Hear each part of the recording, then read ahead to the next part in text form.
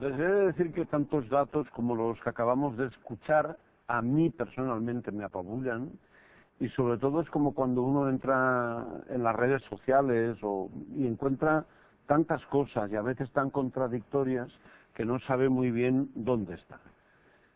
A Jorge Valdano ya le conocen, le hemos visto antes. A su lado está Lourdes García Campos, periodista, licenciada en periodismo por la Complutense.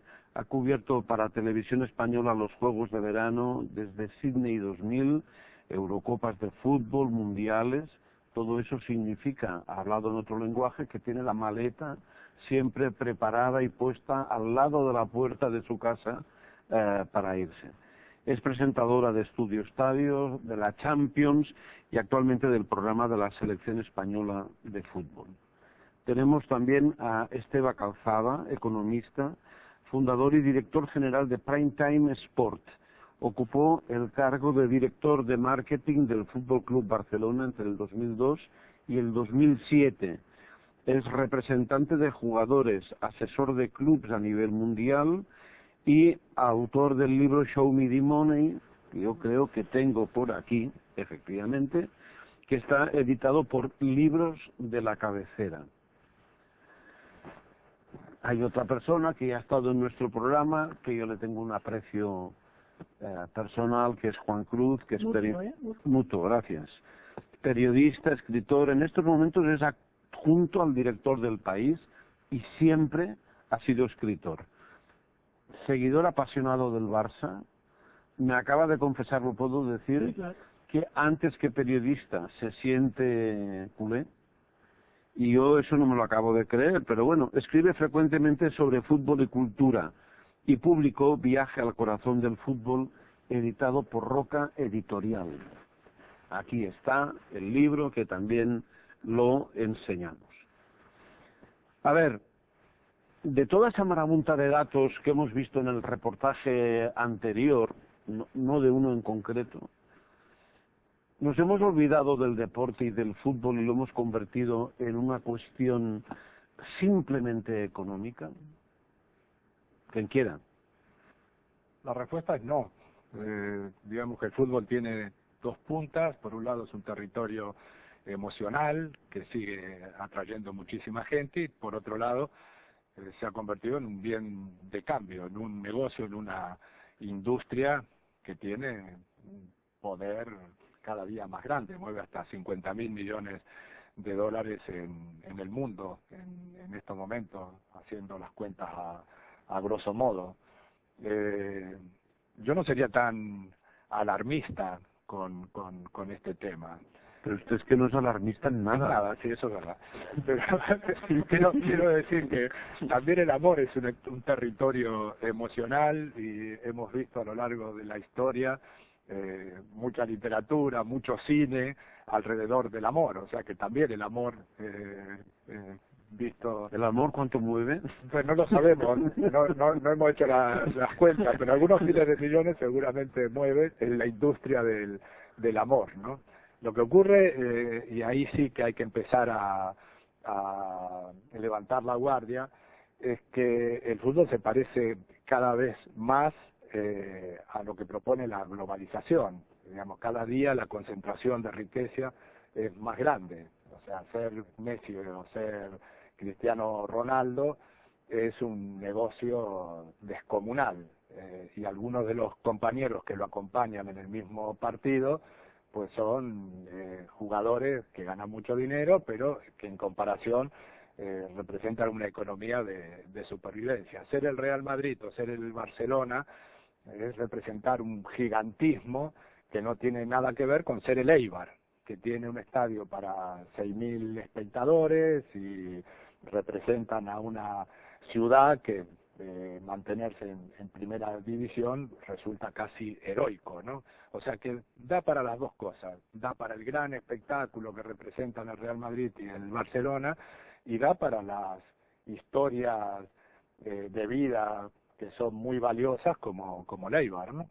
Yo tengo una frase al principio de mi libro justamente que resume muy bien lo que hablamos de fútbol y negocio, que es que el fútbol es demasiado negocio para hacer deporte y demasiado deporte para hacer negocio. Y realmente es decir, no se puede ni gestionar como un negocio, ni se puede porque al final tú eres propietario de un club y aunque tengas la mayoría de las acciones y teóricamente puedes hacer lo que te dé la gana con tu equipo, pues si tu equipo no gana tienes la prensa y los aficionados pidiéndote que quede al entrenador cuando es una decisión que tienes que tomar tú, ¿no? Y al revés, tú no puedes manejar un club de fútbol a espaldas de los números hoy en día, ¿no? Y más viniendo de una época donde ha habido una serie de excesos y dificultades de gestión y donde hay una deuda que poco a poco pues los clubes tienen que ir devolviendo, ¿no?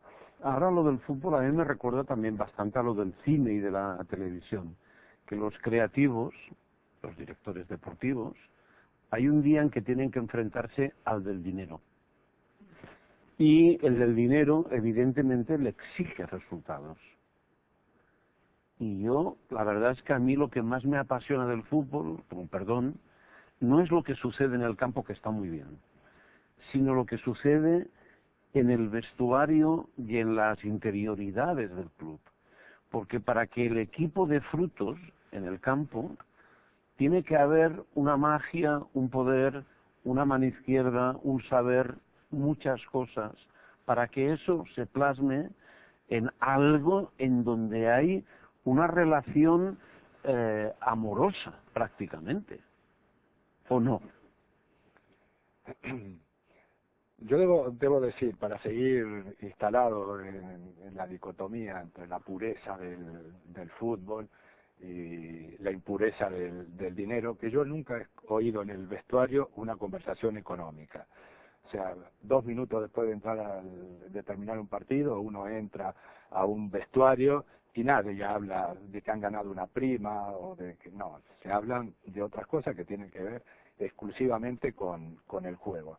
Y le pasa lo mismo a los aficionados. O sea, si el equipo mete un gol, al aficionado le da exactamente igual que ese jugador sea de la cantera o que haya costado 100 millones de euros. Lo importante es que haya metido el gol, ¿no? O sea, que es verdad que los números se están imponiendo a las letras en el fútbol. Y eso me parece que tiene una cierta gravedad que luego a lo mejor da tiempo a debatir. Pero eso no significa que el dinero se haya apoderado del vestuario ni se haya impuesto al corazón del hincha, ¿no? Del aficionado. Por eso sigo pensando lo mismo, Jorge. Creo que precisamente por eso es lo que lo hace todavía más difícil. Yo estoy convencido que los jugadores, egos aparte y problemas o cuestiones personales entre ellos, salen a jugar, a marcar goles y lo hacen. Y no tienen nexo de unión la mayoría de las veces con el director financiero o los directores de marketing. Y entonces, desde mi punto de vista, son como dos bloques que trabajan en paralelo, pero que tiene que haber una relación entre ellos. Sí, pero no estamos hablando de fútbol, estamos hablando del mundo. Tú hablabas recién de que en el mundo del cine, por ejemplo, al final al guionista le terminan imponiendo una determinada escena porque eso tiene connotaciones comerciales. Pero es que en el mundo de la moda a los diseñadores también le piden utilidad, o sea, que pueden ser vanguardistas, que pueden llegar a ser extravagantes, siempre y cuando eso no pierda valor de cambio. Si pierde valor de cambio, tarde o temprano te vas a tener que ver con el director financiero. Y en el fútbol empieza a ocurrir algo parecido, ¿no? Pero no todo es tan malo en el mundo No digo que sea del dinero. No, quiero decir que está ocurriendo algo que a mí me parece muy atractivo. O sea, ahora los clubes van a la conquista del aficionado remoto, del chino, del americano, sobre todo de mercados socioeconómicamente altos. Y de alguna manera hay que seducirlos. Con el resultado solo ya no se los seduce. Hace falta un atractivo, ¿no? Por eso el Barcelona en los últimos años ha conquistado tanto mercado, porque jugó muy bien al fútbol y encima tiene al gran héroe que es Messi. Por ejemplo, el Real Madrid cree mucho en los héroes, por eso compra a Cristiano Ronaldo, compra a James, compra a Bale y compra a todos aquellos jugadores que tienen un nombre propio muy potente. Y aquellos que no les alcanza el dinero para comprar a Messi o comprar a Cristiano Ronaldo, contratan a Guardiola, como hizo el Bayern Múnich, que ganó 6 títulos en una temporada y sin embargo contrató a Guardiola porque entendieron que el resultado no alcanza para fascinar al aficionado remoto. Y el aficionado remoto a las 5 de la tarde de un día sábado tiene 5 partidos. El Bayern Múnich contra no sé quién, el Manchester United contra no sé quién, el Real Madrid contra no sé quién y la Juventus contra no sé quién. Y tiene que elegir. Y va a elegir aquello que le resulta más atractivo. No en función del resultado, sino en función de lo que prometen los jugadores o de lo que promete el entrenador de esos jugadores, ¿no? Y eso lo produce el dinero. O sea que el dinero al final nos va a reconciliar con el buen fútbol. Y esa es una ventaja importantísima. ¿Todos de acuerdo en que el dinero nos va a reconciliar con el buen fútbol? Yo creo que ahora mismo el fútbol y el dinero van de la mano, pero los futbolistas son precisamente los que más interiorizado tienen la esencia de lo que es el fútbol, que al fin y al cabo es un deporte y al fin y al cabo es un juego, y como en todo juego se busca también el espectáculo, igual que en el resto de los deportes. Entonces en el fondo va todo un poco unido, es la pescadilla que se muerde la cola. Lo que ocurre es que en el fútbol hay más dinero, hay mucha más gente que vive del fútbol que en el resto de los deportes, desde los clubes, desde los intermediarios deportivos, las marcas deportivas, televisiones, etcétera, etcétera. Los derechos del fútbol son los más caros con los de los Juegos Olímpicos. No tienen nada que ver en proporción con el resto de los deportes. Vamos, es un mundo totalmente diferente. La primera revista deportiva que yo leí, que era Dicen, la robé en un kiosco. Que acaba de volver, por cierto, ¿eh? Ah, vuelta, muy bien. Buena noticia. O sea que puede volver a robarla. Y el señor que regentaba el kiosco, el dueño del kiosco, salió detrás de mí, para vergüenza de mi madre, que me acompañaba a un examen, diciéndome, niño, no se roba. Casualmente ese hombre, que era un hombre al que yo le debo mucho porque luego me hizo seleccionador de fútbol, cuando yo era un chico muy joven, pero él se había olvidado de esto, se había olvidado muy pronto, porque fue al año siguiente que me hicieron seleccionador de fútbol. Entonces, a ese hombre lo metieron en la cárcel por malversación de fondos de su trabajo como director general del gobierno de Canarias en el ámbito del deporte. Yo compraba todas las semanas el Dicen y el Lean.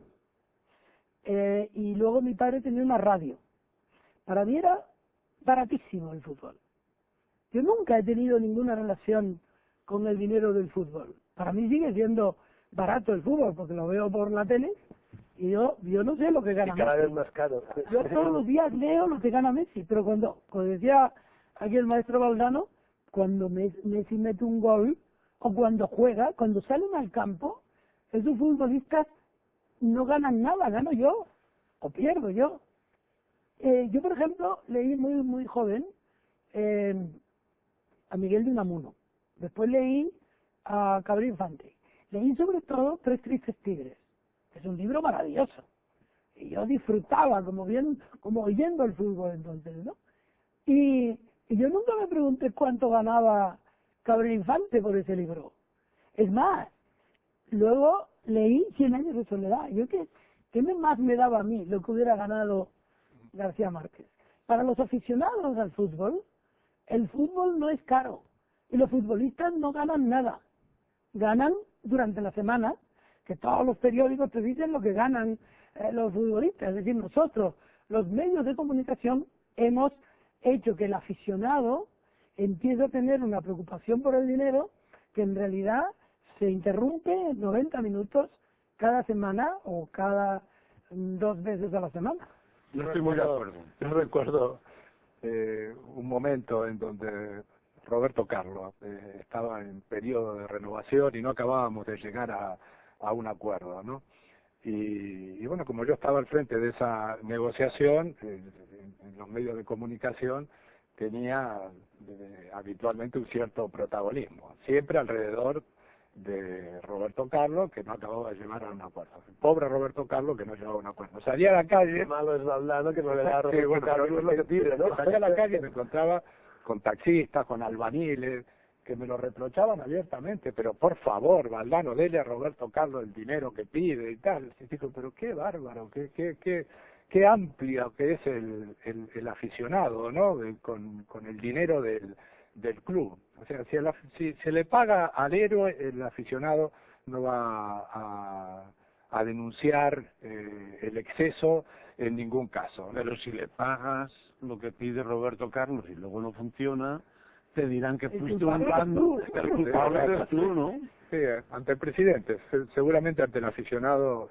menos. Quiero decir que en el club hay distintas escalas, ¿no? Lo que no tienen bien resuelto todavía el fútbol, porque la mercantilización es relativamente reciente, son los puentes entre lo viejo y lo nuevo, ¿no? Entre lo que ocurre dentro de la cancha, que es lo primitivo, y la industria, que es lo moderno.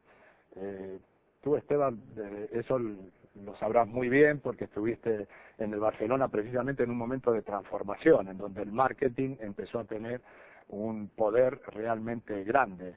Y sabes que solamente se podía progresar desde el conflicto con el entrenador, desde el conflicto con los jugadores. Las comerciales es un ejemplo, por ejemplo, de clarísimo. problema, porque lo que eran pretemporadas de repente se convirtieron en giras con viajes tremendos, con obligaciones que tienen que ver con la imagen del futbolista y no con el juego mismo, y eso espantaba a los entrenadores que ahora lo han ido asumiendo, ¿no? Yo recuerdo esta misma temporada que Messi en medio de la gira dijo, aquí se entrena cuando se puede, ¿no? Como si entrenar fuera una cosa secundaria, ¿no? Por eso todavía nos queda tiempo para que esos puentes estén perfectamente entendidos entre lo viejo y lo nuevo, ¿no? Sí, lo que pasa es que en ese caso, y he tenido muchas conversaciones con entrenadores, con jugadores, también con Chiqui de Guiristán, el director de marketing deportivo de la época.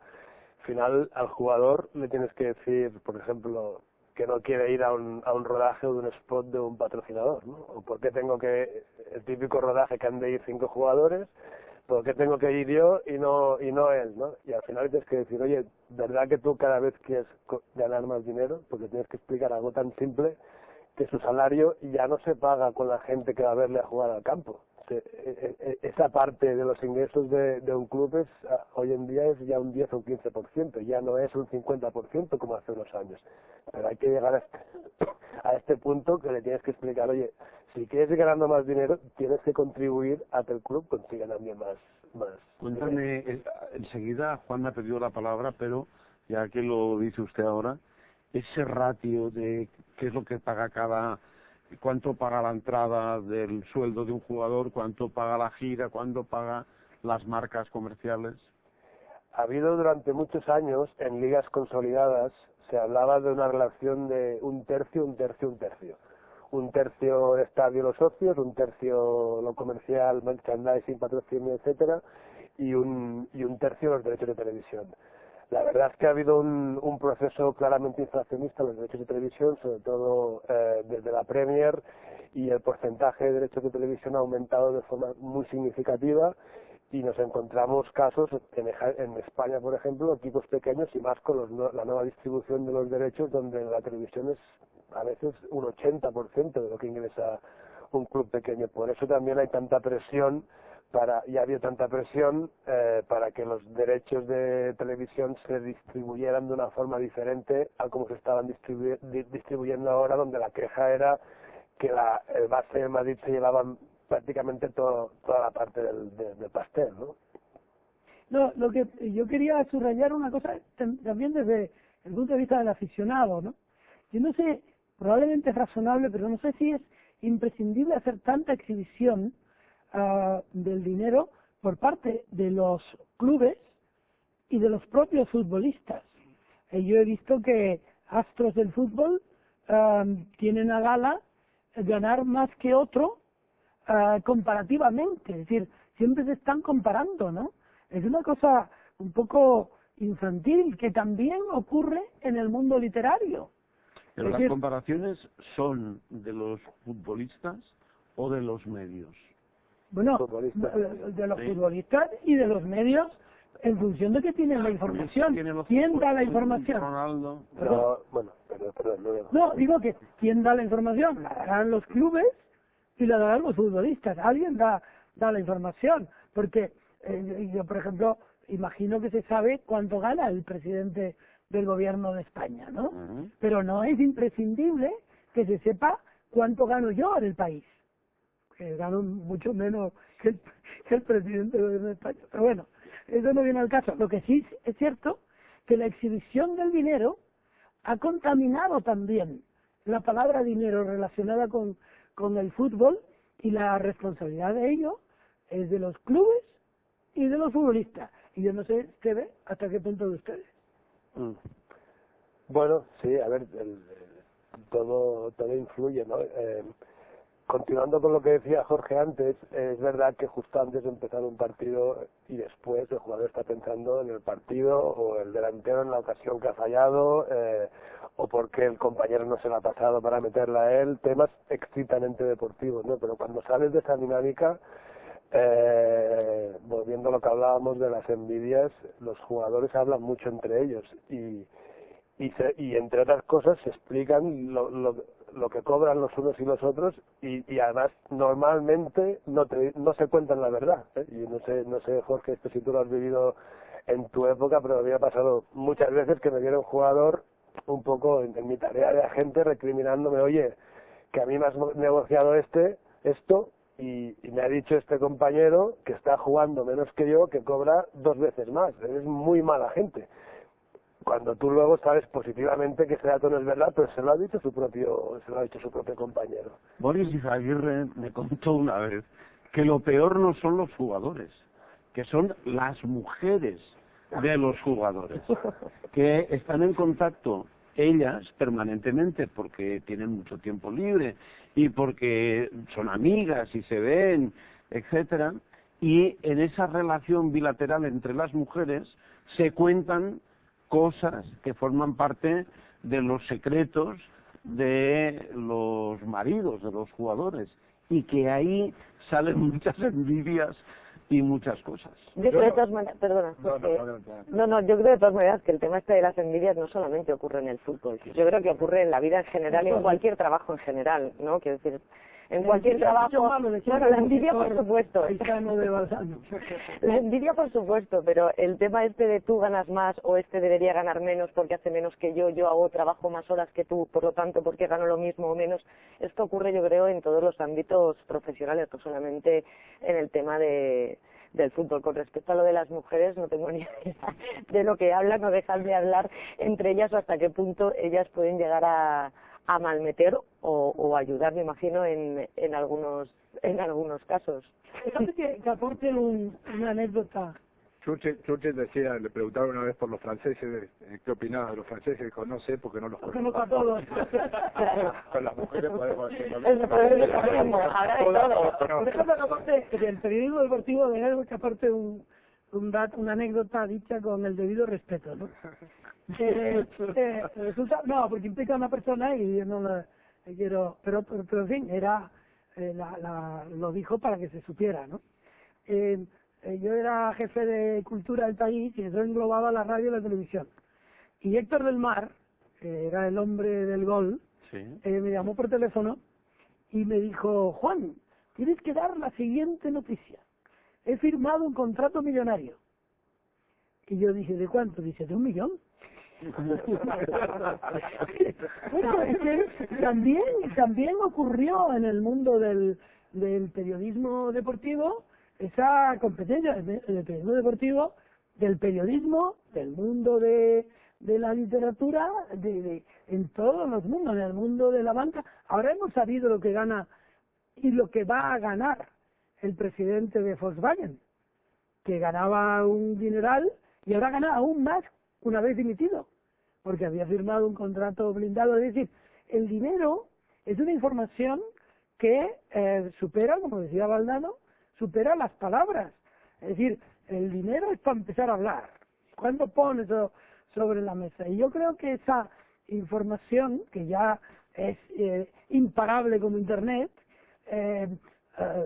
forma parte de los elementos comparativos que hacen que las cosas sean mejores o peores según cómo te paguen, ¿no? Es que es así, forma parte un poco del circo, ¿no? Si este es el portero mejor pagado en España o este es el fichaje mejor pagado en Inglaterra, no, me estoy trayendo al mejor, me estoy trayendo al que, no sé si sea el mejor, pero por lo menos el que más cuesta. Por lo tanto, o el que más vale, efectivamente. Entonces vamos a ver, no vamos a poder exigirle ciertas garantías, todos, el club y los aficionados. Escuché una cosa que es algo parecido a eso, pero en otro orden. Un señor le decía a otro, una persona muy importante, ¿sí? ¿Por qué? Lleva 3 guardaespaldas. O sea que esa medida también se tiene. Sí, sí, sí. A mí me gustaría oír tu opinión sobre el periodismo deportivo que se hace.